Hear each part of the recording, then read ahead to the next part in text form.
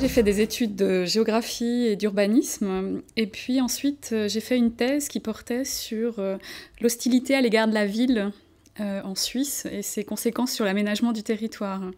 Et en fait, en travaillant sur l'origine de cette hostilité à la ville, je me suis intéressée au rapport ville-campagne, ville-nature.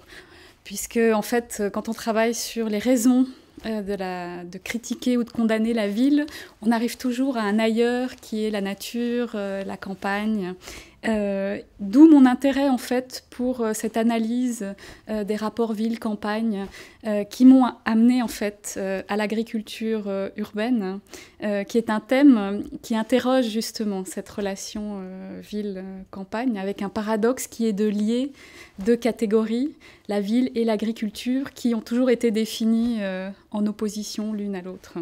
Ce qui m'a intéressée, c'est comment en Suisse, l'hostilité à l'égard de la ville a été un des fondements de l'identité nationale, comment on a opposé le village à la ville, la montagne à ce qui se passait dans les villes, et comment, et c'est par là que j'y suis arrivée, puisque moi j'avais fait des études en aménagement du territoire, comment cette idéologie-là, hostile à la ville, a pu avoir un impact sur la manière de développer les politiques territoriales dans ce pays. Alors pour vous donner une illustration, parce que c'est peut-être un peu abstrait.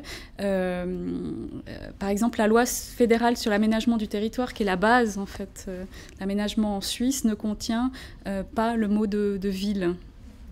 On parle d'espace bâti. Et quand vous regardez la politique d'aménagement du territoire jusque dans les années 90, la ville est absente en fait de cette politique-là. Et on peut vraiment tracer en fait une généalogie d'origine de l'aménagement du territoire en montrant qu'elle a ses fondements dans une idéologie qui était hostile à la ville. Voilà. C'est toujours vrai aujourd'hui? Non, c'est plus vrai. Non, non. Il y a eu vraiment un retournement dans les années 90-2000.